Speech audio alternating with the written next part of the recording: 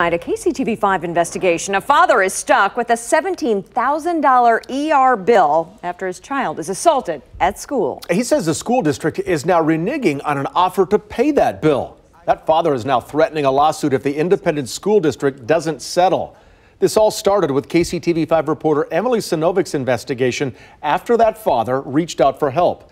Tonight, he says he's not giving up because he doesn't want the same kind of treatment to happen to another family. The father, Carl Blair, says the school district didn't give him the time of day until KCTV5 got involved. Then he says the district offered to pay that bill, only to do a 180 a few days later and take back that promise. Now he has an attorney, and he's giving the district two options: settle for $175,000 or go to court. It's okay. He didn't want it to come to this. Carl Blair says the school district had every opportunity to make things right. How many times did you contact the superintendent's office? I called on a weekly basis. Every week? I call them every week. Their attitude was just go away, hush. If we ignore you, we don't respond to you, you'll shut up and go away. He's talking about his 13-year-old son, James, who got attacked at Bingham Middle School, beaten, punched over and over again at his locker. And my son was trying to comfort me, saying, "Dad, it's okay, it's okay, it's okay. It's okay. I did the right thing. I did the right thing." James says he didn't start it or even fight back, and there's video to prove it. Now, Blair isn't allowed to see it for privacy reasons. Yes, to protect the privacy of the kid who beat up his son.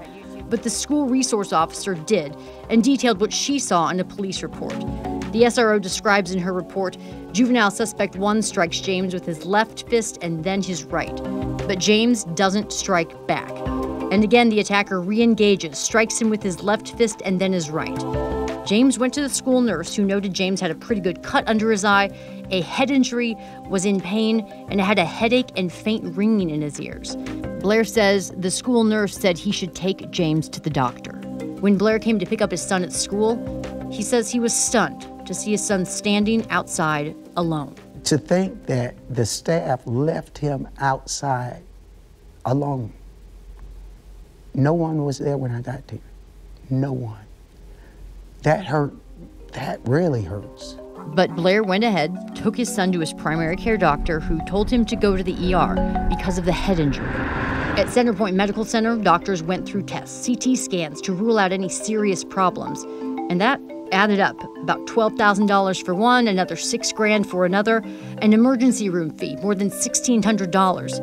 After a small discount, Blair was still stuck with a more than $17,000 bill. They don't go on about their life. I'm getting calls from collectors. I'm getting calls from the hospital. My credit is being affected.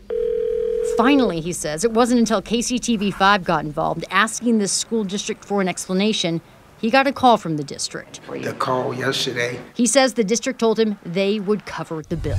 So after our KCTV5 report aired, Blair got some mail from the school district explaining their accident insurance would only be covering about $800 of his more than $17,000 ER bill. This is not something that his son did to himself. His son didn't just trip and fall down outside somewhere. I mean, this happened on school grounds. That's Chris Dove, Blair's attorney. When there's a child who's being targeted and being harassed and being attacked repeatedly, then you've got a job to do to stop that from happening again. He wrote this letter to the district, asking the district to settle or go to court, arguing not only was it no accident, the assault should have come as no surprise to the school.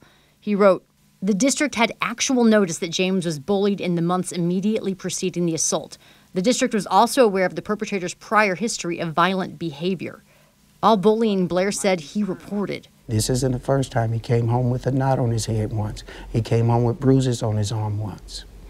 All of those was reported, but nothing changed. And that's what I'm looking for. I want change. The letter also states the district certainly would have a difficult time explaining its inaction to a Jackson County jury, as well as explain why, after KCTV5 investigated, the district, through its insurer, promised to fully cover the cost of James' emergency room visit. But after the report aired, the district's insurer reneged. and failed to honor this promise.